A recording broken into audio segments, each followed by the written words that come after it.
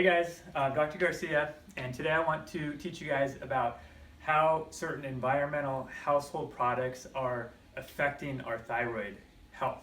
Okay, thyroid disease is something that is super common nowadays. Maybe you're struggling with thyroid symptoms. Maybe you know somebody who is, but I can just tell you that it's an epidemic right now, and it's not because genetically we've changed and now all of a sudden so many more people are having thyroid conditions. It's because the environment's changing, right? So I want to teach you guys about some simple things that you can do at home that can start making improvements and start causing less environmental stress on your thyroid gland.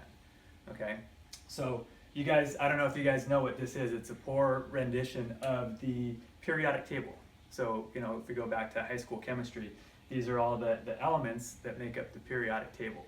Okay, and then this row right here, this is a special row. It's called the halogens. All right, and the elements that are in one row, they all have similar binding properties. Okay, so what that means is that fluoride, chlorine or chloride, bromide, and iodine, they all have similar binding properties. So they bind to receptor sites inside our body. Okay, so I guess the first thing that we want to understand is iodine. Okay, iodine right here. Iodine is a really important mineral for your thyroid. So if we don't have enough iodine, our thyroid gland doesn't work properly. Okay, so the thyroid hormone itself is a tyrosine molecule, which is an amino acid that's found in protein. And combine that with 4 iodine molecules, and that's what they call T4, okay? And that is what our thyroid gland spits out. That's what, the primary hormone that our thyroid hormone makes, or our thyroid gland makes, is T4, which is thyroid hormone. Okay, so if we don't have enough iodine, you can see how thyroid function or thyroid health might not be as adequate as it should be. Okay. So what happens with fluoride, with chloride, with bromide, they bind to the same receptors in our body as iodine does.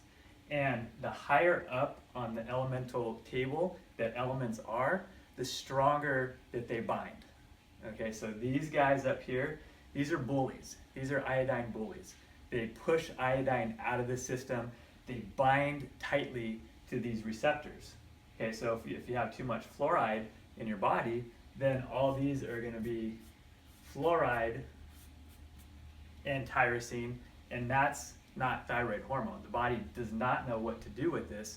Your immune system actually sees this as something wrong, as a foreign invader, and your immune system starts to attack that. Maybe it starts to attack your thyroid gland, and maybe you've heard of Hashimoto's disease or autoimmune thyroid. That's exactly what can, one of the triggers. Okay, so we want to understand where we get these chemicals from. Okay, where we get these minerals from. First one is fluoride. Okay, so where do you think, like if you think about in your house, where are you getting exposed to a lot of fluoride? Fluoride is a known neurotoxin, okay? And, if you think about what you brush your teeth with every day, okay, most, 95% of oral hygiene products contain fluoride.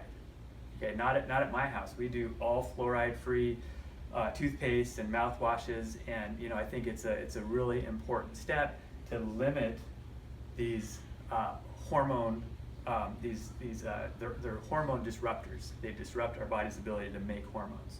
Okay, so fluoride is a big one. Also, other areas where fluoride can be found is in fluorinated water. Most of the water supply out there is fluorinated. Okay, and when the water heats up, okay, it turns into a steam, and those steam vapors, that releases a lot more of that fluoride, and we breathe that in, and we breathe it in, and we breathe it in. And the way that we want to think about these things is we don't get toxicity related to these things. Okay, it's not like one big exposure. it's little exposures over time. Okay, so think about it like the bathtub. And if you have a clogged bathtub and the water's dripping, it's drip, drip, drip, drip, you're not going to notice a problem for a long time. Maybe it's years, maybe it's decades before you start noticing a problem. But eventually, if that water continues to drip, it's going to start spilling out. It's going to come down through the ceilings, through the lights, dripping down onto the kitchen floor, and it's going to create a mess. Okay, so we want to start to empty that bucket, empty that tub, and not have it continue to fill up and fill up and fill up. Okay, so toothpaste and drinking water are, they have a lot of fluoride in there. Okay, if we look at chloride, also known as chlorine, okay, that chlorine is also found in drinking water, okay, chlorinated water. Chlorine is found in swimming pools in high amounts. Okay, so every time you dive into a pool, you're getting some chlorine that absorbs into your body that could be interfering with your thyroid health. Okay, I'm not saying that we should never go swimming, but with our kids, if we go swimming, we make sure that we shower off. We have shower filters that filter out the chlorine and the fluoride from the water, but it's really important to wash off and remove that chlorine as much as possible. And chloride or chlorine can also be found in chlorine bleaches. So when we're cleaning our bathroom and we're disinfecting it and we're using chlorine, that can get absorbed into our system, and it's just one more little drip that's filling up the bathtub. Okay, so again, it's not where we get one big dosage, it's just multiple little doses over a lifetime that can start to have effects. Okay, so fluoride, chlorine, bromide is a big topic as well. So bromide is found. A lot of people haven't heard of it and like, well, what's that? What's it in? Bromide it's a flame retardant. Okay, so they use it in like new furniture, like new couches, new mattresses, the new car smell. That's bromide or bromine, and same thing. We absorb that into our system, and it starts to interfere with our body's ability to make thyroid hormone. Okay, so with bromide, things that you can do, you can, if you have a new couch, maybe you can, take it out, leave it in the garage for a few days before you bring it inside. Maybe you can, you can have the company maybe leave it at the warehouse for a few days so it off gases, and those gases can, eliminate or dissipate. Maybe if you put it up in your, in the new room, you can leave the windows open so there's a breeze to, just diminish as much of that as we can over time. Okay, so again, fluoride, chloride, bromide, and then iodine.